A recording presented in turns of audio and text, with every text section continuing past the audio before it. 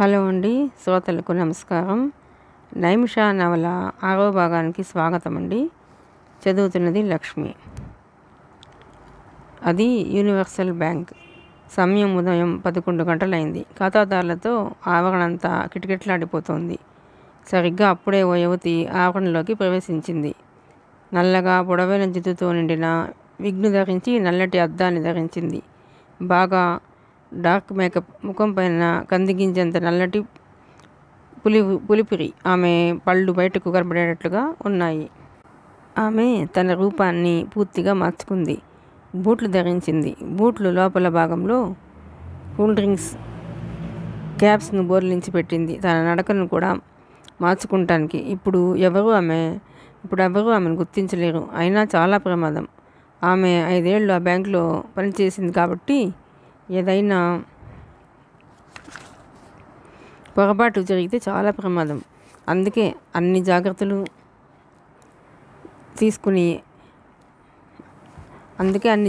తీసుకుంది. ఆమె ప్రస్తుతపు పేరు ఫాతిమా. బ్యాంకులో అకౌంట్ ప్రారంభించడానికి గాను మారువేషంలో వచ్చింది. ఆమె కస్టమర్ సర్వీస్ కౌంటర్ వద్దకు వచ్చింది. ఈ 8 నెలల్లో కొత్త వాళ్ళు ఎవరు వచ్చారా అని చూసింది. కొత్త ముఖం కనపడగానే వెంటనే అతడి వద్దకు వెళ్ళింది. ఆదాబర్సే అన్నది ఉర్దూలో. నమస్తే అన్నాడు అతను. నేను కొత్తగా అకౌంట్ ప్రారంభిద్దామనుకుంటున్నా. నింపిన దరఖాస్తు ఫారం 100 రూపాయలు అతడి చేతికి ఇచ్చింది. అకౌంట్ కొత్తగా ప్రారంభించేటప్పుడు ఎవరైనా బ్యాంకు ఖాతాదారుల ఇంట్రడక్షన్ ఉండాలి. నైమిష ఆ జాగ్రత్తలని ముందే తీసుకుంది. ఎన్నడూ బ్యాంకుకు రాకుండా గుమాస్తాన్నే పంపే సేట్ హరిదాస్ లాల్ సంతకాన్ని ఫోర్జరీ చేసింది. ఇక్కడ సంతకం పెట్టండి అన్నాడు క్లర్క్. ముజే పढ़ना लिखना नहीं आता చెప్పింది నైమిష. आप कहाँ से आए? अभी तो होटल मैं हूँ. मेरा मदरजी मेरा मर्द जो है जोबाये में काम करता అని చెప్పింది. ఇల్లిటరేట్ బిచ్ ఇంగ్లీష్లో తిట్టాడు క్లర్క్. నైమిషకు ఒళ్ళు మండింది. కానీ తమాయించుకుంది. అక్కడే ఉన్న ప్యాడ్ని అందుకుని అతడు చూపించిన చోట వెలిముద్ర వేసింది. एक महीना के बाद चेकबुक भेजा तू मैं. जब तक टेम्पररी चेक्स आपके पास रखिए. शुक्रिया साहब అని చెప్పింది Naimisha. Fuck off bloody beach అన్నాడు క్లర్క్. क्या बोले साहब? मुझे समझ में नहीं आया. आप जा सकते. బహుత్ శుక్రియా. చదువురాని కస్టమర్స్ అంటే మహాచులకనగా ఉండే ఈ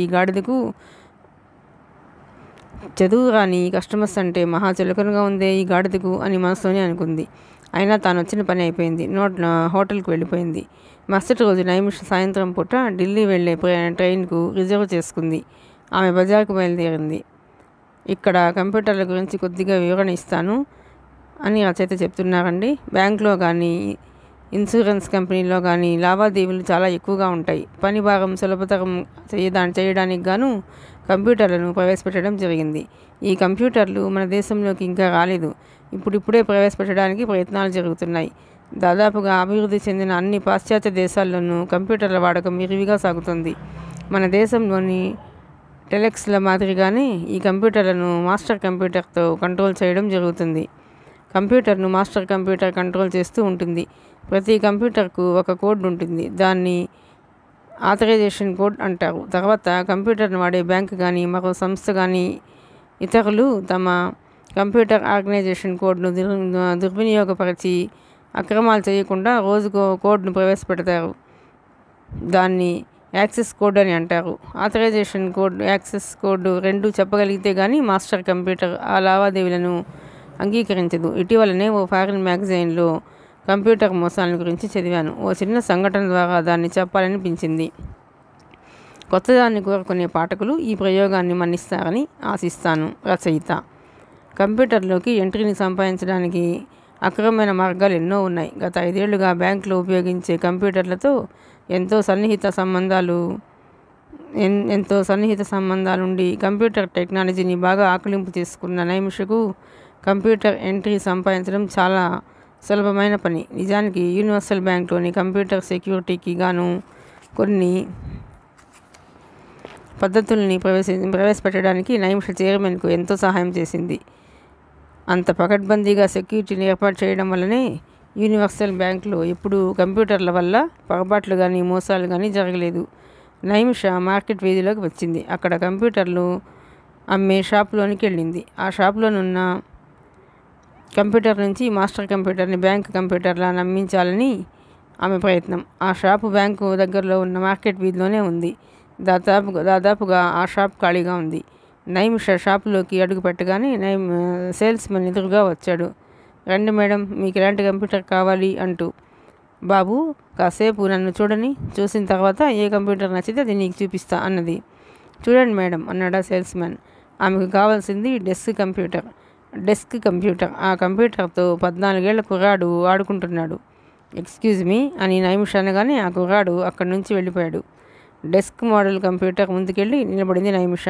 ఆ కంప్యూటర్కు ఓ ఫోన్ కూడా కనెక్ట్ చేయబడింది. కంప్యూటర్ను పలకరించడం చాలా తేలిక. కేవలం ఓ బటన్ నొక్కితే చాలు హలో అనే అక్షరాలు ప్రత్యక్షమవుతాయి. కానీ వెంటనే ఆథరైజేషన్ కోడ్, యాక్సెస్ కోడ్ రెండూ చెప్పకపోతే కంప్యూటర్ దానంతట అదే ఆఫ్ అయిపోతుంది. యాక్సెస్ కోడ్ను యూనివర్సల్ బ్యాంక్ ప్రతిరోజు మారుస్తూ ఉంటుంది. ఎలాంటి పొరపాట్లు జరగకుండా అది ఎంత పకడ్బందీగా ఉంటుందంటే ఒక్క చైర్మన్కు తప్ప ఆ కోడ్ ఎవరికీ తెలియదు. కంప్యూటర్ ఆపరేటర్ సీట్లో కూర్చున్న తర్వాతనే ఫోన్లో యాక్సెస్ కోడ్ను చెబుతాడు చైర్మన్. అందువల్ల బ్యాంకులో ఎంత పెద్ద అధికారి అయినా సరే యాక్సెస్ కోడ్ తెలిసే అవకాశం లేదు. ఆథరైజేషన్ కోడ్ను కూడా 3 నెలలకు ఒకసారి మారుస్తూ ఉంటారు భద్రతా అవసరాల దృష్ట్యా. తాను బ్యాంకులో పనిచేసేటప్పుడు ఉండే కోడ్ని జ్ఞాపకం తెచ్చుకుంది నైమిష. యూనివర్సల్ బ్యాంకులో ఆథరైజేషన్ కోడ్గా అప్పుడు ఏ సీజన్ జరుగుతూ ఉంటే ఆ సీజన్ పేరునే కోడ్గా ఉపయోగించేవాళ్ళు. సంవత్సరానికి 4 సీజన్లు, ఆటమ్, వింటర్, స్ప్రింగ్, సమ్మర్, ఈ 4 పేర్లలో ఏదో ఒక పేరును ఆథరైజేషన్ కోడ్గా వాడేవారు. తర్వాత ఆ నెలలో ఆ రోజు ఏ తారీఖు అయితే ఆ సంఖ్యను యాక్సెస్ కోడ్గా వాడేవారు. ఏదైనా రహస్యం తెలియనంత వరకు ఆ రహస్యం గురించి ఎంతగానో అతిశయంగా ఊహించుకుంటారు. కానీ అదే రహస్యం తెలిసిపోతే ఓస్ ఇంతేనా అనుకుంటారు. అందువల్ల రహస్యాన్ని అత్యంత గోప్యంగా దాచిపోయి ఉంచడంలోనే అత్యంత ఆసక్తిని కనబరుస్తాడు చైర్మన్ మిస్టర్ పాయ్. నైమిష కంప్యూటర్ను ట్రాప్ చేసింది. అంటే ఫోన్ను లిఫ్ట్ చేసి నెంబర్ల ప్రకారం డైల్ చేయాలి. 5 ఏళ్ళు నైమిష కంప్యూటర్ మీద పనిచేయడం వల్ల కంప్యూటర్ డైరెక్టరీని చూడకుండానే డైల్ చేయగలిగింది. రింగ్ అవుతున్న శబ్దం వినిపించినంతసేపు చెవి దగ్గర ఉంచి కంప్యూటర్ ఓపెన్ అవుతున్నప్పుడు రిసీవర్ పెట్టేసింది. ఒకవేళ మాస్టర్ కంప్యూటర్ బిజీగా ఉంటే ఎంగేజ్డ్ టోన్ వినిపిస్తుంది. సాధారణంగా అలా జరగదు. కంప్యూటర్ తెర మీదకి వెలుగు ప్రసారమైంది. కొన్ని గుర్తులు అటు ఇటు మెరిశాయి. వెంటనే కొన్ని అక్షరాలు తెరపై ప్రత్యక్షమయ్యాయి. Your authorization code please. దయచేసి మీ ఆథరైజేషన్ కోడ్ చెప్పండి. ఆటమ్ 10 నైమిష టైప్ చేసింది. That is an improper authorization code. అది సరైన ఆథరైజేషన్ కోడ్ కాదు అనే అక్షరాలు తెరపై ప్రత్యక్షమయ్యాయి. కంప్యూటర్ తెరపైన వెలుగు ఆగిపోయింది. అంతా బ్లాంక్ అయిపోయింది. నైమిష ఆలోచింపసాగింది. ఒకవేళ కంప్యూటర్ ఆథరైజేషన్ కోడ్ను యూనివర్సల్ బ్యాంకు వాళ్ళు కానీ మార్చారా అని. ఇంతలో సేల్స్మెన్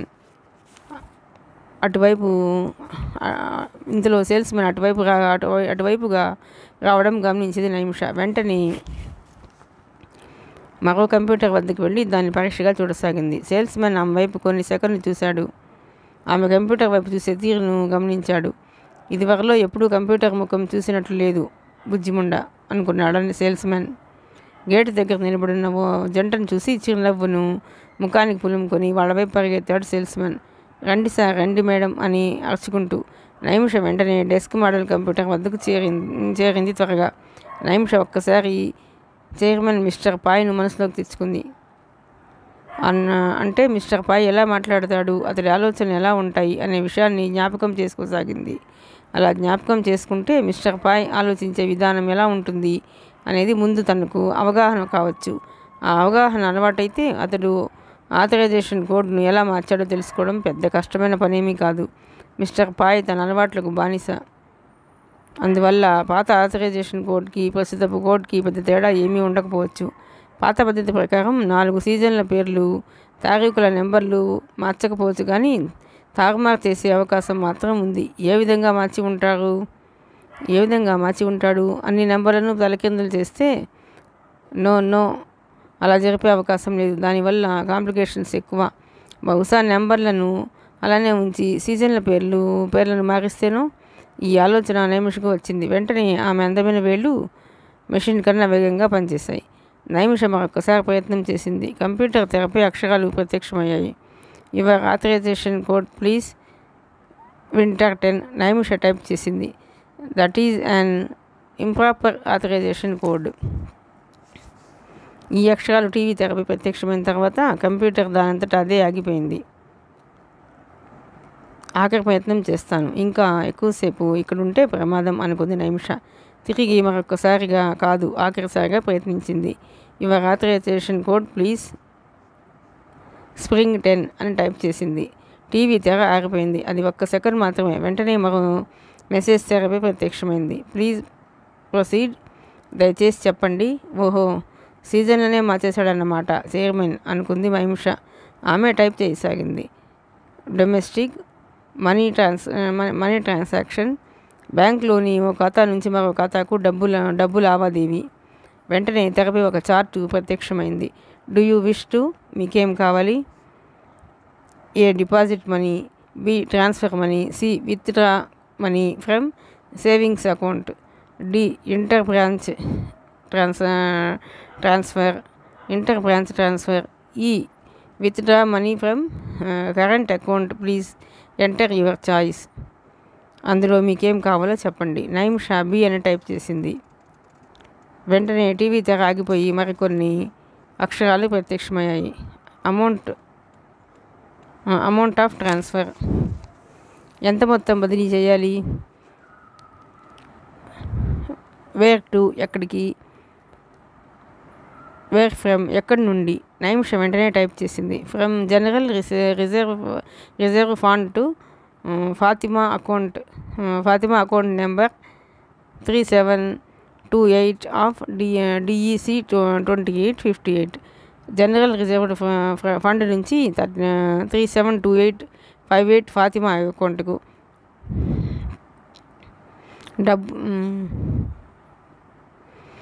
డబ్బు ఎంతో టైప్ చేసేటప్పుడు కొద్దిగా ఆలోచించింది. ఆమె తలుచుకుంటే ఎంత డబ్బు అంటే అంత డబ్బును రాబట్టుకోవచ్చు. ఎందుకంటే జనరల్ రిజర్వ్ ఫండ్లో కొన్ని కోట్ల రూపాయలుంటాయి. కానీ అందుకు ఆమె అంతరాత్మ అంగీకరించలేదు.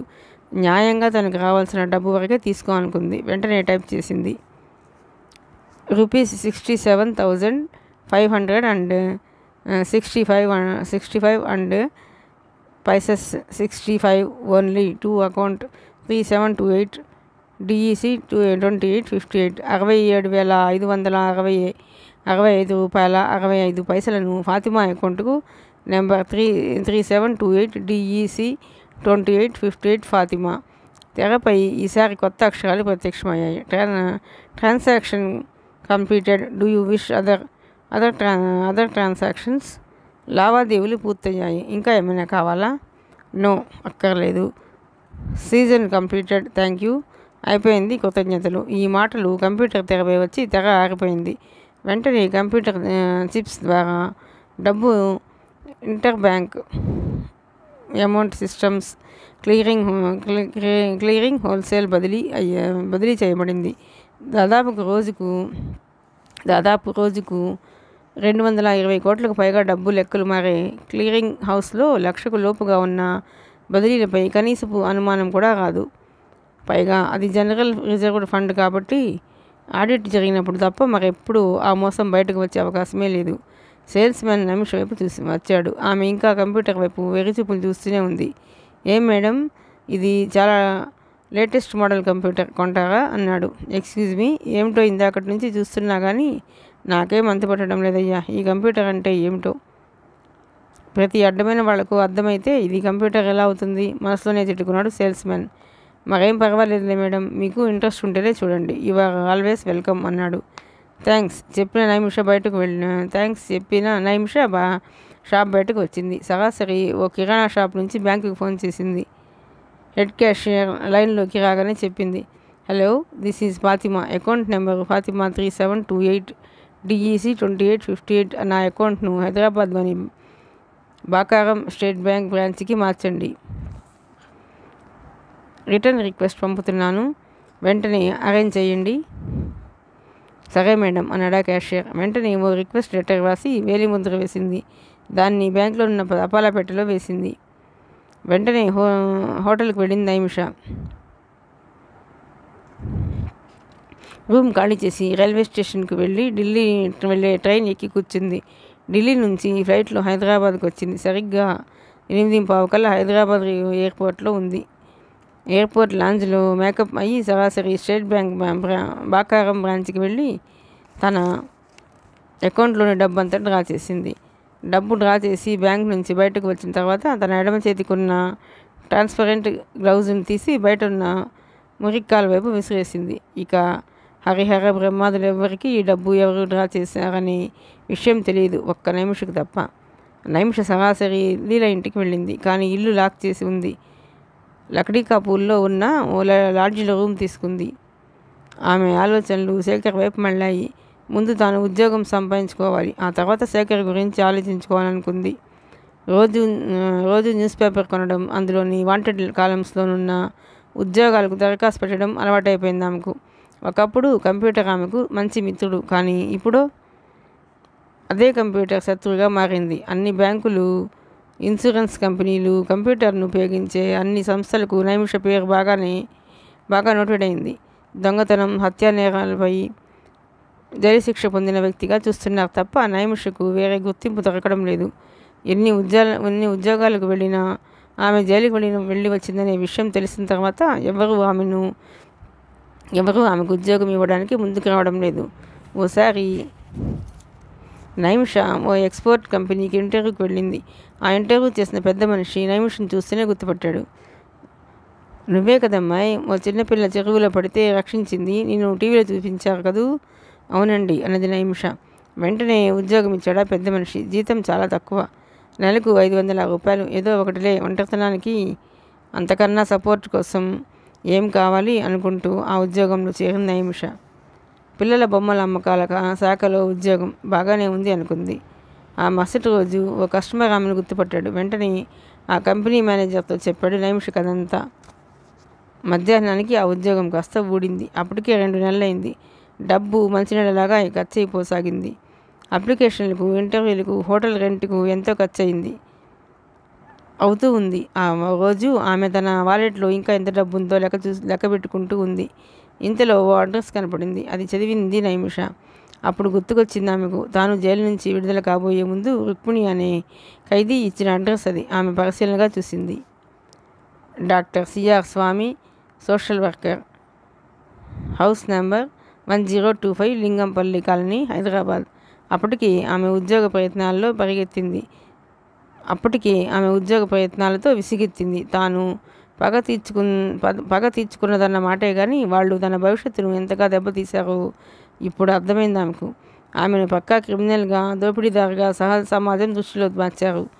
ఎలా ఉద్యోగం సంపాదించాలో ఆమెకు అర్థం కావడం లేదు. ఎటు చూసినా ఆమెకు నిరాశ ఎదురవుతుంది. అలాంటి సమయంలో ఒకసారి స్వామిని కలిస్తే రుక్మిణి చెప్పినట్లుగా అతడు జైలు నుంచి విడుదలైన వాళ్ళను ఆదుకుంటాడని చెప్పింది. అలాంటి పెద్ద మనిషి తనకు చిన్న ఉద్యోగం ఇప్పించలేకపోతాడా అనుకుందామె. అతని ఇంటికి వెళ్ళింది నైమిష. ఆయన షాపుకు వెళ్ళారని తెలుసుకుంది. వెంటనే షాప్ వద్దకు వెళ్ళింది ఆమె షాపు చూస్తూనే ఆశ్చర్యపోయింది. అది అతి ఖరీదైన నగల్ని, వజ్రాల్ని అమ్మే షాపు ముందు ఖరీదైన కాస్ట్యూమ్స్లో ఉన్న ఓ వ్యక్తి మర్చిపోయే వాళ్లకు వంగి మరీ నమస్కారాలు చేస్తున్నాడు. షాపుకున్న అద్దాల తలుపు వెనకాల గన్ ధరించిన సెక్యూరిటీ గార్డు ఉన్నాడు. ఆమె సరాసరి కౌంటర్ వద్దకు వెళ్ళింది. డాక్టర్ స్వామిని అర్జెంటుగా చూడాలి చెప్పింది ఆమె. మీకు అపాయింట్మెంట్ ఉందా? లేదు, మా ఇద్దరికీ తెలిసిన ఫ్రెండ్ ఒక ఆమె కలవమన్నారని చెప్పండి. మీ పేరు? నైమిష. ఒక్క నిమిషం అన్నాడు కౌంటర్లోని వ్యక్తి. అతను ఇంటర్కమ్ ఫోన్లో ఎవరితోనో మాట్లాడాడు. అతడు మాట్లాడిన విషయం ఒక్క ముక్క కూడా అర్థం కాలేదు నైమిషకు. అతడు ఫోన్లో మాట్లాడిన తర్వాత, స్వామి గారు బిజీగా ఉన్నారు, మిమ్మల్ని 6 గంటలకు రమ్మంటున్నారు అన్నాడు ఆ వ్యక్తి. సరేనని చెప్పిన నైమిష అక్కడి నుంచి బయలుదేరింది. నెమ్మదిగా నడక సాగించింది. అసలు హైదరాబాద్కు వచ్చి తను పెద్ద పొరపాటు చేసింది. ఇప్పుడు ఈ స్వామిని కలిసినా తన విషయం విన్న తర్వాత సాయం చేస్తాడో చేయడో తెలియదు. మనసులో తిట్టుకుంటూ పేవ్మెంట్ మీద నడుస్తూ దుకాణాల వైపు చూస్తూ కాలక్షేపం చేసింది. సరిగ్గా 6 గంటలయ్యేసరికి నైమిష షాపు దగ్గరికి వచ్చింది. ఆమెకు ఆశ్చర్యం వేసింది. దాదాపుగా షాప్ మూసేసి ఉంది. అక్కడ నమస్కారాలు పెడుతున్న మనిషి లేడు, కాపలాదారుడు లేడు. కానీ ఆ బట్టతల పెద్ద మనిషి తెల్లటి డ్రెస్ నిలబడి ఉన్నాడు. అతన్ని అడగాల వద్దా అని ఆమె తటపటాయిస్తూ ఉండగానే అతడు తన దగ్గరకు 2 అడుగులు వేసి, నువ్వే కదూ నైమిష అన్నాడు. అవును, ఆశ్చర్యపోతూ చెప్పింది ఆమె. నా పేరు డాక్టర్ స్వామి, లోపలికి రండి, మాట్లాడుకుందాం అన్నాడు స్వామి. ఆమె నిర్మానుష్యంగా ఉన్న షాపులోకి అతడితో పాటు వెళ్ళింది. అతను తన దగ్గర ఉన్న తాళంతో ఓ గది తలుపు తెరిచాడు. అది అతడి ఆఫీస్ రూమ్. నీట్గా అలంకరించబడి ఉంది. అందులో కుర్చీలు బల్లలు లాంటివి ఏం లేదు. కింద బాలీసులు పరుపులు పరిచి ఉన్నాయి. ఓ మూలనున్న ఫ్రిడ్జ్లోంచి కూల్ డ్రింక్ను తెచ్చి ఇచ్చాడు స్వామి. కూల్ డ్రింక్ చప్పరిస్తూ కూర్చుంది నైమిష. నిర్మానుష్యంగా ఉన్న ఆ గదిలో తనకు తప్ప ఎవరూ లేరు. అతడు ఏమైనా అత్యాచారానికి తలపడితే ఆ ఆలోచన భరింపరానిదిగా ఉంది. రక్షించుకోలేక కాదు, అనవసరంగా చిక్కుల్లో పడతానేమోనని ఆమె భయం. అతడేమీ మాట్లాడలేదు. కొద్దిగా నెర్వస్గా ఫీల్ అయింది నైమిష. నిశ్శబ్దాన్ని చీలుస్తూ ఆమె మాట్లాడసాగింది. రుక్మిణి మీ గురించి చెప్పింది. కష్టాల్లో ఉన్న వాళ్లకు మీరు సాయం చేస్తారని అన్నదామె. పాపం రుక్మిణి చాలా మంచి ఆవిడ. ఏం లాభం, దురదృష్టవంతురాలు. ఎందుకు సార్?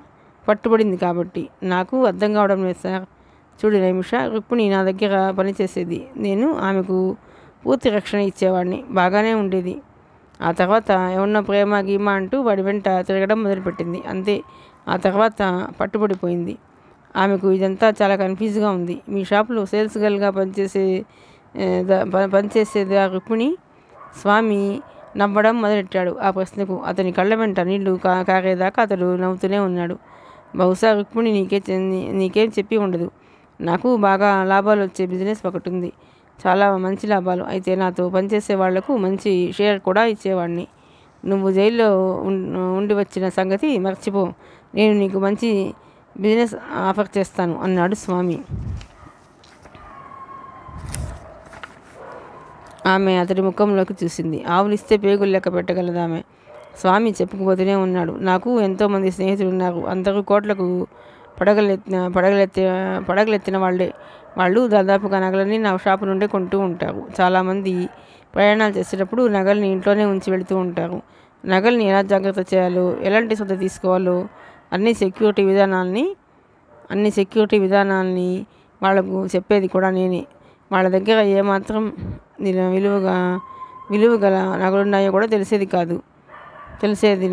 వాళ్ళ దగ్గర ఏమాత్రం విలువ గల నగలున్నాయో కూడా తెలిసేది నాకే. ఎందుకంటే అవన్నీ వాళ్ళు నా దగ్గరే కదా కొన్నది. స్వామి చెప్పుకుపోసాగాడు. నైమిష లేచి నిలబడింది. అదేంటమ్మాయి లేచావేం? ఆమెకు ఒళ్ళు మండిపోసాగింది. ఆవేశంతో ఆమె ఊగిపోతోంది. I'm not a criminal. నాకు ఉద్యోగం కావాలి కానీ ఇలాంటి వెధవ పనులు చేయడానికి కాదు, విసురుగా సమాధానం చెప్పింది ఆమె. అవును, నేను కూడా దాని గురించే మాట్లాడుతున్నా. 1-2 గంటల పని, లక్షల కొద్దీ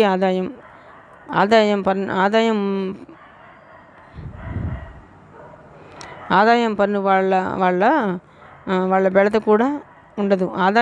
వాళ్ళ బెడత కూడా ఉండదు. అదేదో పెద్ద జోక్ వేశాడనుకున్నాడు. ఆమె కోపం తాగా స్థాయికి చేరుకుంది. నాకు ఇలాంటివి ఇష్టం ఉండవు, నేను వెళతాను అన్నదామె. నీ ఇష్టం, వెళ్ళదలుచుకుంటే నిర్భయంతంగా వెళ్ళొచ్చు నైమిష. ఇందులో పెద్ద ప్రమాదం లేదు, నేను చెప్పినట్లు వింటే. ప్లీజ్ దయచేసి ఆ విషయం ఇక మాట్లాడకండి. విసవిస నడిచిందామె. ఆమె వెనకాలే బయలుదేరాడు స్వామి. ఇదిగో నైమిష, ఎప్పుడైనా నువ్వు మనసు మార్చుకుంటే నా దగ్గరకు రా. ప్రతిరోజు సాయంత్రం పూట 6 గంటల తర్వాత ఇక్కడే నిలబడి ఉంటాను. నువ్వు అనుకున్నంత పెద్ద రిస్క్ ఏం ఉండదు నా ప్లాన్ ప్రకారం అన్నాడు స్వామి. నీ దగ్గరకు చస్తే రాను, మనసులోనే అనుకుందామే. ఒక మాట కూడా మాట్లాడకుండా విశ్వస నడుచుకుంటూ వెళ్ళిపోయింది హోటల్కు. ఓ స్ట్రాంగ్ కాఫీ తాగిన తర్వాత కొద్దిగా కుదుట పడ్డట్టు అయింది.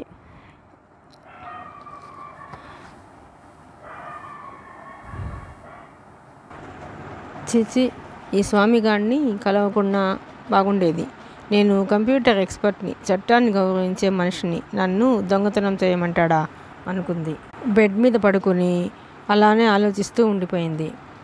ఆ రాత్రి భోజనం కూడా చేయాలనిపించలేదు. భవిష్యత్తు ఎలా గడుస్తుందో అనేది ఆమెకు సమస్య అయి కూర్చుంది. ఉద్యోగం లేదు, ఆదాయం వచ్చే మార్గం లేదు, ఉన్న డబ్బు రోజు రోజుకు తరిగిపోతుంది. ఏదో ఒక ఉద్యోగం చెయ్యాలి. ఈ హోటల్ ఖాళీ చేసి ఒక రూమ్ అద్దెకు తీసుకోవాలి. అలానే నిద్రపోయింది ఆమె. చిక్కడపల్లిలో ఇళ్ళు అద్దెకు చూపించే ఓ ఆఫీస్కి వెళ్ళింది నైమిష. వాడు 4-5 గదులు చూపించాడు. అందులో ఓ గది నైమిషకు బాగా నచ్చింది. అన్ని వసతులు ఉన్నాయి. నెలకు 300 అద్దె. 2 నెలల అడ్వాన్స్ చెల్లించింది. బ్రోకర్కు అతని కమిషన్ ఇచ్చింది. హోటల్ ఖాళీ చేసి తన సామాన్లను ఆటోలో తీసుకుని అదే రోజు చేరిపోయింది నైమిష. ఆ రాత్రి అక్కడున్న తర్వాత ఆమెకు అర్థమైంది ఆ గది ఎందుకంత చీప్గా దొరికిందో. సగటున ప్రతి అరగంటకు ఎవడో ఒకడొచ్చి తలుపులు బాదేవాడు. తలుపు తీస్తే తూలుకుంటూ తయారు. విసుగొచ్చింది ఆమెకు. దగ్గరలోనే గుడుంబా షాప్. ప్రతివాడు తాగడం, తలుపులు బాదడం. తాను జైల్లో ప్రాక్టీస్ చేసిన కరాటే లాంటి మార్షల్ ఆర్ట్స్ ఇప్పుడు పనికొచ్చింది ఆమెకు. అద్దె పోతే పోయింది కానీ మళ్ళీ వెంటనే పాత హోటల్కే వెళ్ళిపోయింది. అన్నీ కలిపి అనవసరంగా 1000 రూపాయల దాకా ఖర్చయింది. మరుసటి రోజు ఎంప్లాయ్మెంట్ సర్వీస్ అనే బోర్డు ఉన్న ఆఫీసుకు వెళ్ళింది. అక్కడ ఒక ముసలావిడ ఉంది. దాన్ని ఆమె నడుపుతూ ఉంది. నైమిష ఏమీ దాచకుండా తన కథనంతా ఆవిడతో చెప్పుకుంది. చివరగా తనకు ఉద్యోగం చూసి పెట్టమంది. ఆ ముసలమ్మ నైమిషను చూసి చెప్పింది, నీలాంటి అమ్మాయిలకు ఉద్యోగం ఇవ్వడానికి నాకు తెలిసిన కంపెనీలు డజను పైగా ఉన్నాయి. నువ్వేం కంగారు పడకు. ఊపిరి పీల్చుకుంది నైమిష. కానీ ఆ కంప్యూటర్ ఉద్యోగం పైన ఆశ వదులుకో అమ్మాయి. ఇంత జరిగిన తర్వాత మళ్ళీ ఆ ఉద్యోగం నీకెవరూ ఇవ్వరు డిక్లేర్ చేసింది ముసలమ్మ. ఆవిడ అసలు పేరు భ్రమరాంబ. చూడమ్మాయి, సేల్స్ గర్ల్గా పనిచేస్తావా అడిగింది భ్రమరాంబ. సేల్స్ గర్ల్గా ఎక్స్పోర్ట్ కంపెనీలో జరిగిన కథంతా విపులంగా చెప్పింది నైమిష. సరే, ఒక బార్కమ్ రెస్టారెంట్లో వెయిట్రెస్ ఉద్యోగం ఉంది. నెలకు 1500 జీతం. వాళ్లకు ఇలాంటి మిరకల్ లాంటి అమ్మాయిలు కావాలి. టిప్పులు అవి బాగానే వస్తాయి. నీకు ఇష్టమైతే చెప్పు అన్నది భ్రమరాంబ. నైమిష ఒక్క నిమిషం ఆలోచించింది. మరేం పర్వాలేదమ్మాయి, కూటి కోసం కోటి విద్యలు. అది 5 స్టార్ హోటల్. నువ్వేం ఒళ్ళు అమ్ముకోవడం లేదు కదా. తెలివితేటల్ని అమ్ముకోవాలి, లేదా కాయ కష్టాన్ని అమ్ముకోవాలి. నువ్వు ఈ ఉద్యోగంలో చేరేటట్లయితే చెప్పు. నీ దగ్గర పైసా కూడా కమిషన్ తీసుకోను.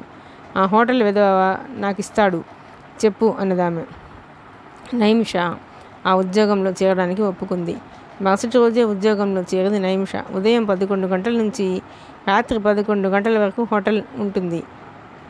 6 గంటలు పని చేయాలి. తనతో పాటు ఆ హోటల్లో ఉన్న వాళ్ళంతా ఆడవాళ్లే. అదో బిజినెస్ టెక్నిక్. సాయంత్రం 3 గంటలకు కొంతమంది మెడికల్ రిప్రజెంటేటివ్స్ వచ్చారు. వాళ్ళు బీర్ చిప్స్ ఆర్డర్ చేశారు. నైమిష సర్వ్ చేసింది. చిల్లీ సాస్ కావాలన్నారు వాళ్ళు. నైమిష కిచెన్లోకి వెళ్ళి ట్రేలో చిల్లీ సాస్ పెట్టుకొని తెచ్చింది. సర్వ్ చేయడం కోసం ఆ టేబుల్ వద్దకు వెళ్ళి నెమ్మదిగా ఆ బౌల్ని వాళ్ళ మధ్య పెట్టబోయింది. ఏదో మాటల్లో ఉన్న ఓ రిప్రజెంటేటివ్ గట్టిగా మాట్లాడుతూ చేతిని సాచాడు. అంతే, బౌల్లో ఉన్న చిల్లీ సాస్ అంతా అతని నెత్తిపై పడింది. ఆ బౌల్ ఎవరో బోలించినట్లుగా అతని నెత్తిపై కూర్చుంది. చిల్లీ సాస్ కళ్ళల్లోకి పోయి వాడు కూచిపొడి కథాకళి చేస్తూ ఉంటే దొడ్డిదారిన ఇల్లు చేరుకుంది నైమిష. ఈ ఉద్యోగం కూడా ఊడినట్లే అనుకుంది నైమిష తన రూమ్లో పడుకుని. మరుసటి రోజు సిన్సియర్గా భ్రమరాంబ వద్దకు వెళ్ళి జరిగిందంతా చెప్పింది. పోతే పోయిందిలే అమ్మాయి, వెధవ ఉద్యోగం. నీకు మంచి ఉద్యోగం రెడీగా ఉంది. ఇక్కడ సాయి ఇంటర్నేషనల్ అని ఓ పెద్ద హోటల్ ఉంది. అందులో హౌస్ కీపర్ ఉద్యోగం. ఇవాళే వెళ్ళి జాయిన్ కా. ఈ ఉద్యోగం చూపించినందుకు మాత్రం నాకు కమిషన్ ఇవ్వాలి. సరేనంది నైమిష. భ్రమరాంబ రాసి ఇచ్చిన లెటర్ తీసుకుని హోటల్కి వెళ్ళింది నైమిష. సాయి ఇంటర్నేషనల్ ఒక మంచి హోటల్. సికింద్రాబాద్లోని రాష్ట్రపతి రోడ్లో ఉంది. చాలా పెద్ద హోటల్. ఆమె వెంటనే జాయిన్ అయింది. పెద్దగా ఏం పని ఉండదు. జీతం నెలకు 1500 దాకా వస్తుంది. బాగానే ఉందనుకుంది నైమిష. రోజుకు 7 గంటలు పని చేయాలి. వారం రోజులు బాగానే గడిచాయి. ఓ రోజు హోటల్ మేనేజర్ నైమిష దగ్గరికి వచ్చాడు. రూమ్ నెంబర్ 416ను చెక్ చేసావా అడిగాడు మేనేజర్. నైమిష ఉద్యోగం ఏమిటంటే ఎవరైనా కస్టమర్స్ గది ఖాళీ చేయగానే ఆ గదిని పూర్తిగా చెక్ చేయడం, కొత్తగా వచ్చిన కస్టమర్స్కు బెడ్షీట్లు, టవల్స్, సోప్స్ పంపించడం, రూమ్ సర్వీస్లో డిలే లేకుండా చూడటం. చెక్ చేశాను సార్, చెప్పింది నైమిష. అది ప్రఖ్యాత నృత్యతార వనజ ఖాళీ చేసిన రూమ్. ఏం నృత్యతారో ఏమో కానీ గది నిండా ఖాళీ విస్కీ సీసాలు, సిగరెట్ పీకలు, బెడ్షీట్స్ అన్నీ లిప్స్టిక్తో మరకలతో ఖరాబై ఉన్నాయి. ఎన్ని గంటలకు చెక్ చేసావు? మధ్యాహ్నం 2 గంటలకు. 3 గంటలకు వనజ గారు మళ్ళీ మన హోటల్కి వచ్చారు. ఆమె డైమండ్ రింగ్ కనిపించడం లేదట. హోటల్ రూమ్లోనే మర్చిపోయానని చెబుతుంది ఆమె, అన్నాడు మేనేజర్. నైమిషకు మతిపోయినట్లయింది. జరగరానిది ఏదో జరుగుతుందేమోనని ఆమె మదనపడసాగింది. నువ్వు ఆమె రూమ్లో నగలు కానీ డైమండ్ రింగ్ కానీ చూసావా? నాకు అలాంటివేం కనపడలేదు సార్. ఏం కనపడలేదా? లేక కనిపించకుండా చేసావా? వెక్కిరింపుగా అన్నాడు మేనేజర్. వనజ గారు డ్రెస్సింగ్ టేబుల్ పైన పెట్టిందట ఆ రింగ్. నాకు ఏం తెలియదు సార్.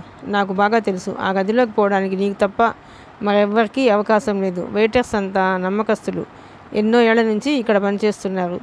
నేనేం తీయలేదు. అసలు ఆ రింగ్ను చూడకుండా కూడా చూడలేదు, గట్టిగా చెప్పింది నైమిష. అలానా? నువ్వంత తేలిగ్గా చెబుతావని మేము అనుకోవడం లేదు. కాసేపట్లో పోలీసులు వస్తారు. దోపిడీ, హత్యా నేరంపై నువ్వు జైలుకి వెళ్ళావు కదూ, అన్నాడు మేనేజర్. నైమిషకు కళ్ళు తిరిగినట్లు అనిపించింది. ఒక్కసారి జైలుకి వెళ్ళొస్తే ఇక తన బ్రతుకంతా దొంగ ముద్ర వేసుకుని తిరగాల్సిందేనా? మేనేజర్ చెప్పసాగాడు. నీకే చెప్పేది. పోలీసులు తొందరలోనే వచ్చేస్తున్నారు. వాళ్ళు వచ్చేదాకా నువ్వు సెక్యూరిటీ ఆఫీస్లో వెయిట్ చెయ్యి. వెళ్ళు, అన్నాడు. అసిస్టెంట్ మేనేజర్ నైమిషను తీసుకెళ్ళి సెక్యూరిటీ ఆఫీస్లో కూర్చోబెట్టాడు. నైమిషకు మరోసారి జైల్లో కూర్చున్నట్లు అనిపించింది. ఇలా జరుగుతుందని ఆమె కల్లో కూడా ఊహించలేదు. తనకు దొంగ అనే ముద్ర పడింది. ఆ ముద్రతో బ్రతికినంత కాలం జీవించాల్సిందే. ఈ ప్రపంచంలో అందరి దృష్టిలోనూ తాను దొంగ. ఈ ప్రపంచంలో అందరి దృష్టిలో తాను దొంగ, హంతకురాలు.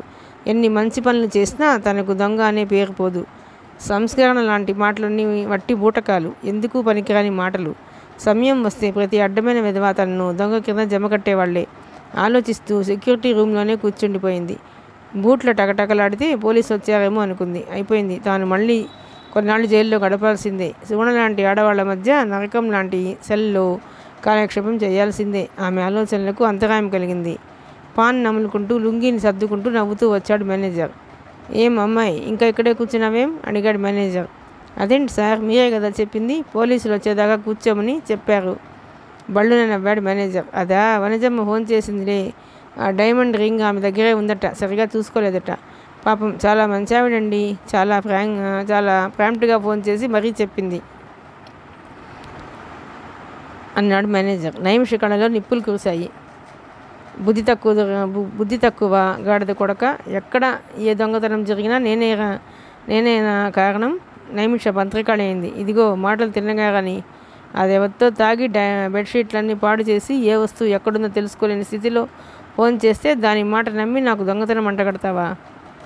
మేనేజర్ చిందులు తొక్కసాగాడు. ఏ పిల్ల, అంతగా నీలుగుతావేం? నువ్వు జైలుకి వెళ్ళింది అబద్ధమా? జైల్లో కడుపు పోగొట్టుకుంది అబద్ధమా? మనిషిని కత్తితో పొడిచింది అబద్ధమా? దొంగతనం చేసింది అబద్ధమా? నిజం చెబితే నిష్ఠూరం, అన్నాడు మేనేజర్ వెకిలిగా. ఒకసారి జైలుకు వెళ్ళొస్తే ఇంకెప్పుడు వాడేనా దొంగ? నిలదీసింది నైమిష. వాడే ముమ్మాటికి వాడే. నెత్తురు రుచి చూసిన పులి, దొంగతనం మరిగిన మనిషి ఎన్ని నీతులు చెప్పినా సరే మానరు. దొంగతనం చేస్తూనే ఉంటారు, మేనేజర్ చెప్పాడు. నైమిష అతడు చెప్పిన మాటల్ని మన్నం చేసుకుంది. A thief is a thief who remains as a thief for all the times, అనుకుంది నైమిష. సరే, నాకు రావాల్సిన డబ్బులు లెక్క చూడండి. నేను ఈ ఉద్యోగం చెయ్యను, ఖచ్చితంగా చెప్పింది నైమిష. ఏం దొంగతనాలు చేస్తావా? వెటకారంగా అడిగాను మేనేజర్. వెనక ముందు ఏం ఆలోచించలేదు నైమిష. ఎడంకాలి చెప్పు తీసి మేనేజర్ చెంప పగలగొట్టింది. 5 నిమిషాల తర్వాత హోటల్తో తన సంబంధాన్ని తెంపేసుకుని తనకు రావాల్సిన డబ్బులతో ఆటో ఎక్కింది నైమిష. అది చాలా సింపుల్, అర్థమైందా? చెప్పాడు డాక్టర్ స్వామి. నాకేం అర్థం కాలేదు, చెప్పింది నైమిష. అది కాదమ్మాయి, మా ఖాతాదారుడు ఒక ఆయన పుణ్యక్షేత్రాలన్నీ సందర్శించి రావడానికి వెళ్ళాడు. తిరిగి రావడానికి 6 నెలలకు పైగా పడుతుంది. కాశీ, హృషికేశ్ నుంచి మానస సరోవరం, దక్షిణ భారతం అంతా చూసుకుని కానీ మరీ రాడు. ఆయన పేరు మిస్టర్ రావు స్టేట్ గవర్నమెంట్లో గొప్ప పలుకుబడి ఉంది. ఆయన భార్య మహిళా సూపర్ బజార్కు ఎండి. ఇంకా వాళ్ళ అమ్మాయి అంటావా, రేపో మాపో ఐఏఎస్కు సెలెక్ట్ కాబోతున్నాడు. ఇంకా వాళ్ళ అబ్బాయి అంటావా, రేపో మాపో ఐఏఎస్కు సెలెక్ట్ కాబోతున్నాడు అన్నాడు స్వామి. నైమిషలో ఉత్సాహం పెరిగింది. ఎదురు చూస్తున్న తీగ గాలికి తగిలింది. వీళ్ళను పట్టాలి. ఇల్లు ఎక్కడ? అతి సాధారణంగా తనకు వాళ్ళు ముందే తెలుసనే విషయం బయటపడకుండా అడిగింది నైమిష. జూబ్లీ హిల్స్లో చెప్పాడు స్వామి. నేనేం చేయాలో చెప్పండి. ఆ ఇంట్లో శనివారం ఆదివారం నాడు ఎవరూ ఉండరు. మిగిలిన రోజుల్లో ఇంట్లో నౌకర్లు ఉంటారు. ఒక ప్రైవేట్ సెక్యూరిటీ ఏజెన్సీ వాళ్ళు ప్రతి 4 గంటలకు ఆ ఇంటిని పెట్రోలింగ్ చేసి పోతూ ఉంటారు. నువ్వు చేసే పని చాలా సింపుల్. ఆ ఇంట్లోకి వెళ్ళడం, నగలు తీసుకొని బయటికి రావడం, అంతే అన్నాడు స్వామి. స్వామి గారు ఆఫీస్ రూమ్లో కూర్చుని మాట్లాడుకుంటున్నారు ఇద్దరు. స్వామి లేచి వెళ్ళి 2 కూల్ డ్రింక్స్ను ఫ్రిడ్జ్లోంచి తీసి ఆమెకు ఒకటి ఇచ్చి తానొకటి తాగసాగాడు. హోటల్లో తనపై అనవసరంగా దొంగతనం ఆరోపణ చేసిన తర్వాత నైమిష ఓ స్థిర నిశ్చయానికి వచ్చింది. అందుకే ఆమె స్వామి చెప్పిన ప్రపోజల్కు అంగీకరించింది. మీరు చెప్పే పని అంత సులభమైనదైతే మీరే చేయొచ్చు కదా అడిగింది నైమిష. అతడు కళ్ళు విచిత్రంగా తిప్పాడు. నో, ఇలాంటి పెద్ద పెద్ద దొంగతనాలు జరిగినప్పుడల్లా నేను ఊళ్ళో ఉండకూడదు. బిజినెస్ పని మీద ఊరు వెళ్తుంటాను చెప్పాడు స్వామి. ఐసి అన్నది నైమిష. నువ్వేం భయపడక అమ్మాయి, నగలు పోయినాయి అని మిస్టర్ రావు బెంగపెట్టుకునే అవసరం ఏమాత్రం లేదు. ఎందుకంటే ఆ నగలన్నింటినీ ఇన్సూరెన్స్ చేయించారు. ఎంతకో తెలుసా? 2 కోట్ల రూపాయలకు. అసలు వాటి ఖరీదు మహా ఉంటే 1 కోటి రూపాయలు ఉండొచ్చు తెలుసా అన్నాడు స్వామి. నైమిష ఆలోచింపసాగింది. ఒకవేళ తాను తప్పు పని చేస్తున్నానేమోనని. ఏమిటి తాను చేస్తున్నది? సమాజంలో పరువుగా బ్రతకడం చేతకాక దొంగతనం ఎలా చేయాలా అని ఆలోచిస్తున్నది. మళ్ళీ జైలుకి వెళ్లాల్సి వస్తుందేమో. అన్నిటికీ సిద్ధపడే కదా దొంగతనానికి బయలుదేరాల్సింది అనుకున్నది నైమిష. ఏంటమ్మాయి ఆలోచిస్తున్నావు? నా ప్లాన్ ఎప్పుడు సరిగ్గా ఉంటుంది. నువ్వు తక్కువగా అంచనా వేయకు. ఇప్పటి వరకు నా మనుషులు ఎవరు పట్టుబడలేదు తెలుసా అన్నాడు స్వామి. సరే, నాకు ఎంత ఇస్తారో చెప్పండి. నీ వాటా 25 లక్షలు. ఇష్టమే కదా? నువ్వు నగలు ఇవ్వగానే నీ డబ్బు నీకు ఇచ్చేస్తాను అన్నాడు స్వామి. నాకు ఇష్టమే, డన్ అన్నది నైమిష. ఒక క్షణం హోటల్ మేనేజర్ కళ్ళ ముందు కదిలాడు. ఎంప్లాయ్మెంట్ సర్వీసెస్ భ్రమరాంబ మెదిలింది. ఎక్స్పోర్ట్ కంపెనీలో తాను పొందిన అవమానం జ్ఞాపకం వచ్చింది. హోటల్లో కస్టమర్పై చిల్లీ సాస్ పారబోసి తాను దొడ్డిదారిన పారిపోయిన సంఘటన జ్ఞాపకానికి వచ్చింది. స్వామి చెప్పుకుపోసాగాడు. శనివారం రాత్రిపూట మనం ఆపరేషన్ పెట్టుకుంటే మంచిది. నీకోసం ఒక కారు అరేంజ్ చేస్తాను. డ్రైవింగ్ లైసెన్స్ను వేరే పేరు మీద అరేంజ్ చేస్తాను. నువ్వు వెళ్ళి పని చూసుకుని కారును రిటర్న్ చేసేయి, సరేనా? అలాగే అన్నది నైమిష. ఆ తర్వాత ఏం చేస్తావు అడిగాడు స్వామి. అదే నేను అడుగుతున్నాను. ఆ నగలు తీసుకొని విజయవాడ వచ్చి నేను డాన్ లాడ్జీలో ఉంటాను. ఆ నగలు నాకు ఇచ్చేసి నీ డబ్బు నువ్వు తీసుకో. ఓకే మిస్టర్ స్వామి చెప్పింది నైమిష. అన్నట్టు ఆ ఇంటి ప్లాన్ అవి ఇందులో ఉన్నాయి. పేపర్లో చుట్టబడ్డ ఓ మ్యాప్ను కొన్ని పేపర్లను ఇచ్చాడు. ఆ నగల జోలికి ఎవరు పోకుండా అలారం సిస్టమ్ ఉంది. దాని గురించి కూడా కొంత మ్యాటర్ ఉంది అందులో. ఆమె చేతికి ఇచ్చాడు స్వామి. మరి నేను వెళ్ళిరానా అడిగింది నైమిష. మంచిది, నాకు రేపు 2 గంటలకు ఫోన్ చెయ్యి అన్నాడు స్వామి. నైమిష వెళ్ళిపోయింది. స్వామి తన గదిలో అలానే కూర్చుని ఉన్నాడు. చాలా అందగత్తె, బ్రహ్మాండమైన తెలివితేటలు ఉన్నాయి ఈ పిల్లకు. ఆ అమ్మాయికి అలారం గురించి నాకు సరిగ్గా తెలియదని ముందే చెబితే బాగుండేదేమో అనుకున్నాడు స్వామి. స్వామి అడ్వాన్స్గా 10,000 రూపాయలు నైమిషకి ఇచ్చాడు. ఆ డబ్బుతో ఆమె రెండు మంచి విగ్గులు కొన్నది. ఓ మంచి కాశ్మీర్ సెల్వా కూడా కొన్నది. ఆదివారం రోజు ప్రయాణం చేయడానికి విజయవాడ వరకు 4 ఫస్ట్ క్లాస్ టికెట్స్ కొని కూపే బుక్ చేసుకుంది. ఆమెకు వేరే పేరుతో డ్రైవింగ్ లైసెన్స్ కూడా వచ్చింది. అయితే ఇలాంటి పనికి ఎవరినైనా నియమించేటప్పుడు స్వామి ఒక ట్రిక్ ప్లే చేస్తూ ఉంటాడు. తమిళనాడులోనో కేరళలోనో ఓ మారుమూల గ్రామంలో ఉన్న పోలీస్ స్టేషన్కి వెళ్ళి తన కారు పోయిందని కంప్లైంట్ చేస్తాడు. నిజానికి ఆ కారు హైదరాబాద్లోనే ఉంటుంది. దాన్ని దొంగతనానికి ఉపయోగిస్తారు. పొరపాటున ఆ కారు పట్టుబడితే దాన్ని కూడా ఆ దొంగతనం చేసిన వాళ్లే దొంగిలించారని ఆరోపిస్తాడు. అందుకు సాక్ష్యం ఉండనే ఉంటుంది. కారు దొంగిలించబడ్డట్టుగా పోలీస్ రికార్డుల్లో ఉంటుంది. కారు ఎక్కడి నుంచి తీసుకోవాలి, మళ్ళా ఎక్కడ పెట్టాలో కూడా చెబుతాడు స్వామి. శనివారం సాయంత్రం కానీ మధ్యాహ్నం కానీ సికింద్రాబాద్ రైల్వే స్టేషన్లో కారును పార్క్ చేస్తాడు. దొంగతనానికి వెళ్ళేవాళ్ళు ఆ కారును తీసుకొని వెళ్ళి పని పూర్తయిన తర్వాత ఆ కారును మళ్ళీ అక్కడే పెట్టాలి. డూప్లికేట్ కీస్ ఎప్పుడు స్వామి దగ్గరే ఉంటాయి. మిస్టర్ రావు ఇంట్లో ఉంచబడిన సెక్యూరిటీ సిస్టమ్ గురించిన వివరాలు, బెడ్రూమ్లో ఉండే ఐరన్ సేఫ్ వివరాలు, దాని కాంబినేషన్ కూడా నైమిష్కు ఇవ్వబడ్డాయి. ఆ రోజు శనివారం. నైమిష కారును డ్రైవ్ చేసుకుంటూ జూబ్లీ హిల్స్ వైపు వెళ్ళిపోతుంది. తప్పు చేసేటప్పుడు ప్రతి మనిషికి సహజంగా భయం వేస్తుంది. నైమిష తను దొంగతనం చేయాల్సి వస్తుందని కల్లో కూడా ఊహించలేదు. అలాంటిది ఇప్పుడు స్వయంగా దొంగతనానికి బయలుదేరింది. అబద్ధం నిజం కాబోతుంది. లోకం దొంగ అని వేసిన ముద్ర అబద్ధమైతే అదే ఇప్పుడు నిజంగా మారబోతుంది. ఆమెకు మనసులో భయం వేస్తుంది.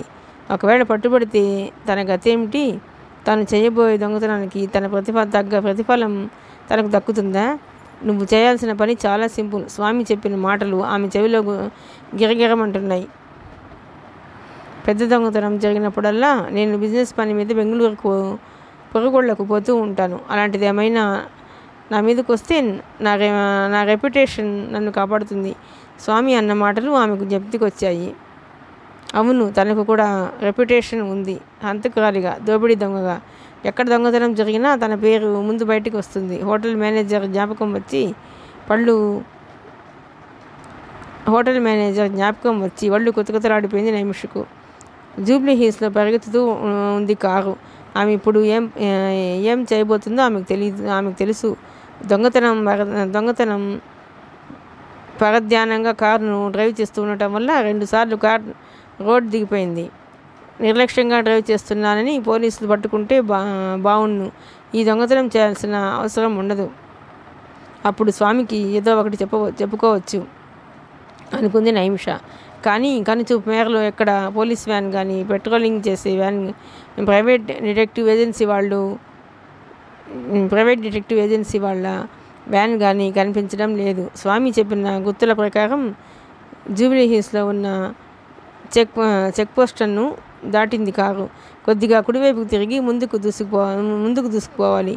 ఒక చెరువు కనిపిస్తుంది. ఆ చెరువు గట్టుకు ఆనుకుని ఉన్నదే మిస్టర్ రావు ఇల్లు. దాన్ని మిస్ కాకు. స్వామి చెప్పిన మాటలు గుర్తున్నాయి నైమిషకు. ఆ ఇల్లు మిస్ అయితే కానీ ఆమె మిస్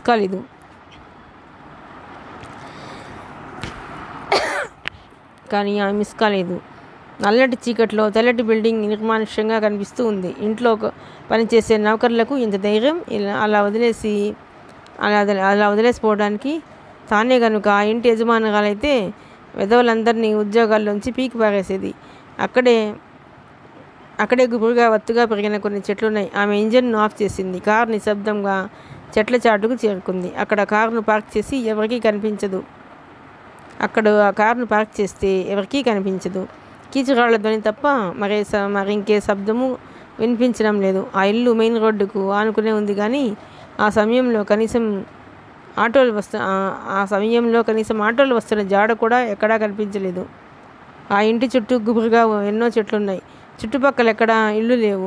నిన్ను ఎవరైనా చూసినా అక్కడకు 2 మైళ్ళ దూరంలో కొత్తగా కడుతున్న కాలనీకి వెళుతున్నానని చెప్పు.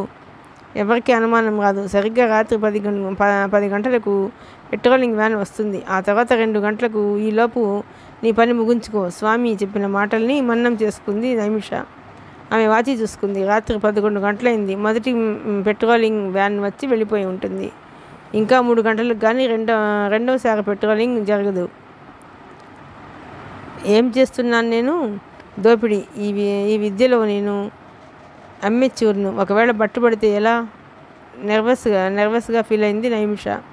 1-2 గంటల కష్టానికి గాను 25 లక్షల రూపాయలు పైగా ఇన్కమ్ ట్యాక్స్ లాంటి ప్రాబ్లం ఏమీ ఉండవు.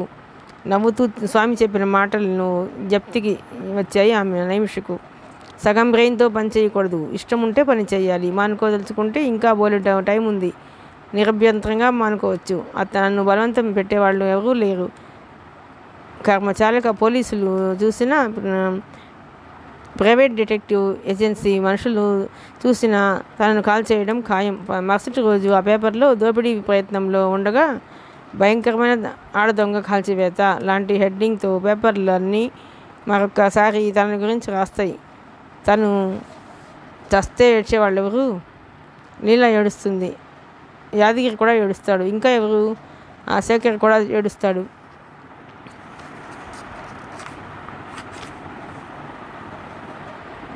చచా, ఏమిటిది? అప్పుడే 20 నిమిషాలైంది. తాను వచ్చి పకటి కళ్ళు కంటూ అమూల్యమైన సమయాన్ని వృధా చేస్తున్నదేంటి? సగం బ్రెయిన్తో పని చేయకూడదు. చేయదలుచుకుంటే చెయ్యాలి. అవును, చెయ్యాలి. వెంటనే కదలడం మంచిది. కానీ ఆమె కదలలేకపోయింది. భయంతో అడుగులు పడటం లేదు. కారులో కూర్చుని ఏం చేయాలి? ఒక్కసారి ఇంటిని చుట్టూ చూసి వస్తే వీలైతే లోపలికి వెళ్ళొచ్చు. గాఢంగా ఊపిరి పీల్చి కారులోంచి దిగిందామె. విగ్తో సహా అన్ని నల్లటి దుస్తులు ధరించింది. అయినా ఆమె కాళ్ళు వణుకుతున్నాయి.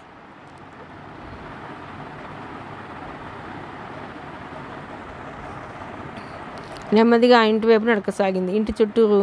ఇంటి చుట్టూరా గాఢమైన చీకటి. చేతులకు గ్లౌజెస్ తొడుక్కుంది.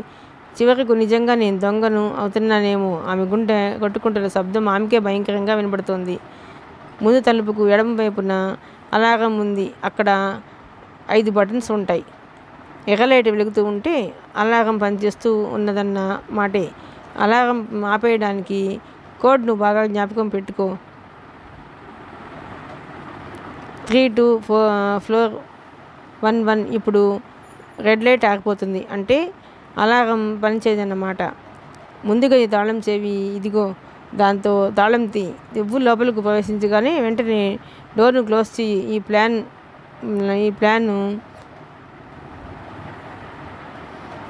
ప్లాన్ లైట్నే ఉపయోగించు. ఒకవేళ ఇంట్లో ఎక్కడైనా లైట్లు వెలుగుతూ ఉంటే అటువైపు వెళ్ళకు. ఎవరైనా సెక్యూరిటీ వెధవలు అక్కడ ఉంటే ఆ లైట్ల కాంతికి నిన్ను చూసి నీ వెంట పడే ప్రమాదం ఉంది. మేడ మెట్లు ఎక్కి వెళితే మాస్టర్ బెడ్రూమ్ ఉంటుంది. బెడ్రూమ్ లోపలికి వెళ్ళు. అక్కడ మిస్టర్ రావుది నిలువెత్తు ఫోటో ఉంటుంది. దాని పక్కనే సేఫ్ ఉంది. సేఫ్ తెరవడం పెద్ద కష్టం ఏమి. సేఫ్ తెరవడము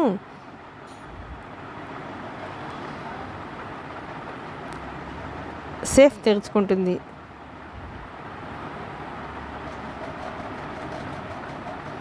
స్వామి చెప్పిన మాటల్ని మన్నం చేసుకున్నది నైమిష. ఏ చిన్న శబ్దం వచ్చినా చెట్టుకొమ్మ కదిలినా కూడా ఉలిక్కిపడసాగింది నైమిష. నిశ్శబ్దంగా ముందుకు అడుగులు వేసింది. కాంబినేషన్ కోడ్ ప్రకారం అలారం బండను నొక్కింది. కాంబినేషన్ కోడ్ ప్రకారం అలారం బటన్లను నొక్కింది. అది పని చేయకుండా ఉండాలని కోరుకుంటూ వెంటనే అలర్ట్ అయిపోయింది. ఆమెకు విమానం పైలట్లు వాడే మాటలు జ్ఞాపకం వచ్చాయి. అది the point of no return. వెనక్కు వచ్చే అవకాశం ఇక లేదా ఆమెకు. మంచి కానీ చెడు కానీ ముందుకు దూకాల్సిందే. ఒక్క నిమిషం ఆగింది నైమిష. తన దగ్గరున్న తాళం చెవి సాయంతో దోషిని తెరిచింది. ఉడికాలు లోపలికి పెట్టింది. శరీరంలోని అణువణువు ఆమె చేస్తున్న పనికి కంపించిపోతున్నట్లుగా, భయపడుతున్నట్లుగా ఫీల్ అయింది ఆమె. ఇల్లంతా నిశ్శబ్దం. అతి భయంకరంగా భరింపశక్యం కాకుండా ఉండా నిశ్శబ్దం. తన చేతిలో ఉన్న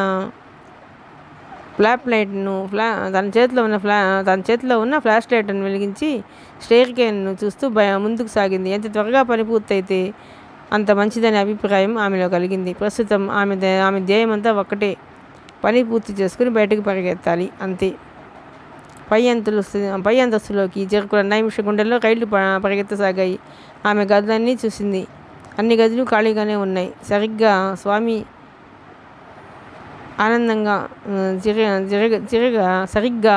స్వామి చెప్పినట్లుగానే చిట్ట చివర ఉంది మాస్టర్ బెడ్రూమ్. ఆ బెడ్రూమ్ చాలా అందంగా ఉంది. రెండు కాట్స్ పైన బెడ్స్ప్రెడ్ పరచి ఉంది. గులాబీ మొక్కలు అందంగా అమర్చబడి ఉన్నాయి. అందులో మూలగా డైనింగ్ టేబుల్. కింద కార్పెట్ పాము కుంభసం కన్నా మెత్తగా ఉంది. గోడపై ఓ దృశ్యం ఆనందంగా చిత్రీకరించబడి ఉంది. ఓ ప్రదేశం నుంచి నీళ్లు వస్తున్నాయి. ఆ నీళ్ళల్లో 2 పడవలు తేలుతూ ఉన్నాయి. నైమిష లోపలికి నడిచింది. మిస్టర్ రావు ఇంత పెద్ద బంగ్లాలో ఎందుకు నివసించాలి? క్విక్ నైమిష, వేదాంతం ఆలోచిస్తూ కూర్చోకు. అవతల టైం ఎలా పరిగెడుతుందో చూడు. వచ్చిన పని త్వరగా కానీ, నిమిషాల్లో అయిపోవాలి, తెలిసిందా? అంతరాత్మ కమెంట్ చేసింది. సరిగ్గా స్వామి వర్ణించినట్లుగానే కిటికీ దగ్గర మిస్టర్ రావు పోర్టబుల్ ఉంది. మిస్టర్ రావు తన వైపు కఠినంగా చూస్తున్నట్లు అనిపించింది నైమిషకు.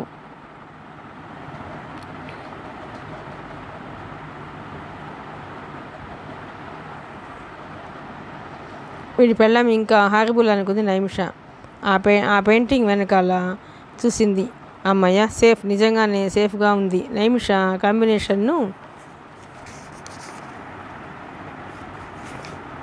జప్తికి తెచ్చుకుంది. కుడివైపుకు 3 సార్లు తిప్పాలి. 42 సంఖ్య దగ్గర ఆపాలి. ఎడం వైపుకు 2 సార్లు తిప్పాలి.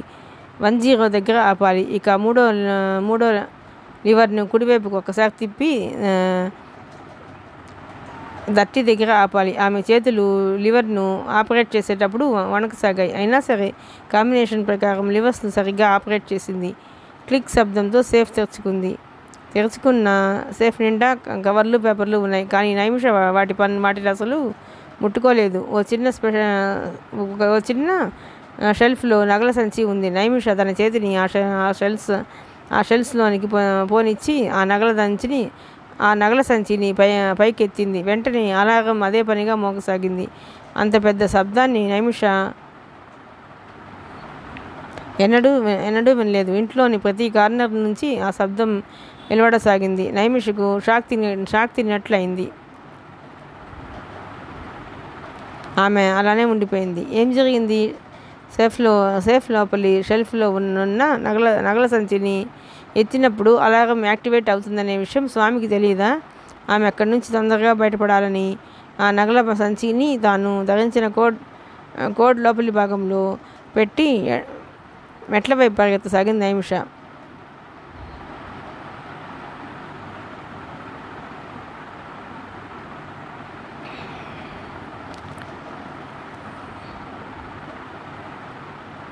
ఏం జరిగింది? సేఫ్ లోపలి షెల్ఫ్లో ఉన్న నగల సంచిని ఎత్తినప్పుడు అలారం యాక్టివేట్ అవుతుందనే విషయం స్వామికి తెలియదా? ఆమె అక్కడి నుంచి తొందరగా బయటపడాలని ఆ నగల సంచిని తాను ధరించిన కోట్ లోపలి భాగంలో పెట్టి మెట్ల వైపు పరిగెత్తసాగింది నైమిష. అప్పుడు అలారం శబ్దాన్ని ఛేదిస్తూ మరో శబ్దం వినవస్తున్నట్లు పసిగట్టింది ఆమె. చెవులు రెక్కించి విన్నదామె. అది పోలీస్ సైరన్ సౌండ్. మెట్ల అంచున నిలబడ్డ నైమిష భయంతో నిండిపోయింది. ఆమె గుండె వేగంగా కొట్టుకోసాగింది. నోరు అప్పటికే ఎండిపోయింది. వెంటనే పరిగెత్తుకుంటూ కిటికీ దగ్గరికి వెళ్ళి కర్టెన్తో కొద్దిగా తొలగించి చూసింది. బ్లూ కలర్ మీద తెల్లటి చారలు ఉన్న పోలీస్ వాహనం ఇంటి ముందు ఆగడం కనిపించింది. ఆ కారు నుంచి ఒక పోలీసు ఇంటి వెనుక భాగం వైపు మరొకళ్ళు ముందు భాగం వైపు ఉరకడం గమనించింది నైమిష. ఆమెకు ఇక తప్పించుకునే అవకాశం లేదు. అలారం ఇంకా మోగుతూనే ఉంది. నైమిషకు ఆ గంటలు జైలు గంటలని గుర్తుకు తెచ్చాయి. జూబ్లీ హిల్స్ పోలీస్ స్టేషన్లో ఇన్స్పెక్టర్గా గత 5 ఏళ్ల నుంచి పనిచేస్తున్నాడు శివకృష్ణ. అక్కడ ఎక్కువగా కేసులేమి రావు. చిన్న తగాదాలు, అప్పుడప్పుడు కార్ల దొంగతనాలు, రాత్రిళ్ళు తాగుబోతుల బెడద తప్ప మేజర్ కేసులేం జరగవు. అలాంటిది అలారం మోగిందంటే ఎవరో పేరు మోసిన గజ దొంగ ఆ కొంపలో దూరి ఉంటాడని భావించాడు శివకృష్ణ. మిస్టర్ రావు దగ్గర ఎంత సొమ్ము ఉందో, ఎన్ని నగలున్నాయో అతడికి తెలుసు. ఆ అలారం మోగుతూనే ఉంది. సెలబ్రిటీ పెట్రోలింగ్ గార్డులు రేడియోలో చెప్పడం, ఆగమేఘాల మీద పోలీసు కారును ఉడికించడం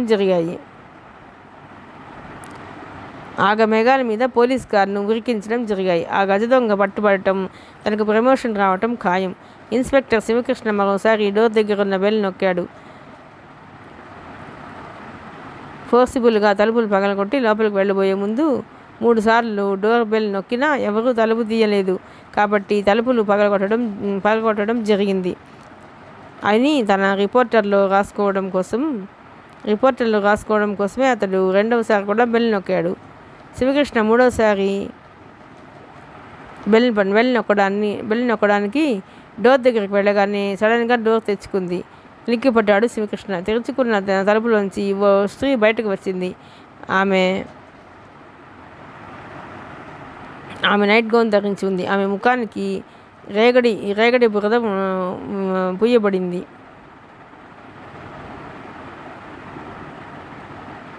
ఆమె జుట్టును ఓ టోపీలో బంధించింది. ఏందయ్యా ఈ గొడవంతా అడిగింది ఆ స్త్రీ. ఎవరు మీరు అడిగాడు శివకృష్ణ. నా పేరు లక్ష్మి, మిస్టర్ రావు గారి మరదల్ని. మా వాళ్ళెవరు ఇంట్లో లేరు, నార్త్ ఇండియా టూర్ వెళ్ళారు చెప్పింది ఆ స్త్రీ. నాకు తెలుసులేండి, కానీ ఇంట్లో గెస్ట్ ఉన్నట్లుగా రావు గారు చెప్పలేదే సందేహంగా అడిగాడు ఇన్స్పెక్టర్. అరేరే, అలా నిలబెట్టి మాట్లాడిస్తున్నావేంటి, లోపలికి రండి, చూడండి ఈ పాడుగోల అంటూ అలారం బటన్స్ను తన చూపుడు వేలుతో నొక్కింది ఆ స్త్రీ. అలారం ఒకటి మాగిపోయింది. అమ్మయ్య ఇప్పుడు కూర్చోండి, నవ్వుతూ చెప్పింది ఆమె. నేను పడుకోబోయే ముందు గట్టిగా అలారం మోగింది. ఇంట్లో ఎవడైనా దొంగ దూరాడేమోనని హడలి చచ్చానుకోండి. అందులో ఇంట్లో ఎవరూ లేరాయే. మా బావగారు వస్తే ఈసారి చెప్పాలి. సర్వెంట్స్కు 4 రోజులు సెలవులు ఏంటండి? సర్వెంట్స్కు 4 రోజులు సెలవులు ఏంటండి? మధ్యాహ్నం చెక్కేశారు గాడిదలు అన్నదామె. మేము ఒకసారి ఇంటిని చెక్ చేస్తే మీకేమైనా అభ్యంతరమా అని ప్రశ్నించాడు ఇన్స్పెక్టర్. మహాప్రభు, మీరేం మాట్లాడుతున్నారు స్వామి? అసలే కొంపలో ఎవడైనా దొంగ విధవ దూరాడేమోనని నేను హడలు తెస్తుంటే చెక్ చేయాలా అని అడుగుతారేంటి? ఇల్లంతా దయచేసి గాలించండి, మంచాల కింద కూడా. మీరు బెల్ కొట్టకపోతే ఆ రూమ్లోంచి బయటకు కూడా వచ్చేదాన్ని కాదు. అసలే భయంతో చస్తున్నా, ప్లీజ్ వెతకండి అన్నదామె. ఆ ఇంటినంతా వెతికాడు ఇన్స్పెక్టర్. ఎక్కడ దొంగ జాడ కనిపించలేదు. ఆ మాటే ఆమెతో చెప్పాడు, కానీ ఆమె నమ్మడం లేదు. మరొకసారి వెతకండి ప్లీజ్ అన్నది. ఇన్స్పెక్టర్ శివకృష్ణకు విసుగొచ్చింది. మరి కాసేపు వెతికాడు. అంతా బాగానే ఉంది మేడం, బహుశా ఫాల్స్ అలారం అయి ఉండవచ్చు. ఎలక్ట్రానిక్ వస్తువులు కదా, వీటిని పూర్తిగా నమ్మడానికి వీల్లేదు. ఏదైనా దీపం పురుగు లోపలికి వచ్చినా ఇవి ఇలాగే అరచి గోల చేస్తాయి. ఆ సెక్యూరిటీ కంపెనీ వాళ్ళను రేపు ఫోన్ చేసి పిలిపించి బాగు చేయించండి, మేము కూడా వాళ్లకు ఫోన్ చేస్తాం అన్నాడు శివకృష్ణ. థ్యాంక్ యూ, అలాగే అన్నదా స్త్రీ. సారీ మా అలారం వల్ల మీకు డిస్టర్బెన్స్ అన్నదామె.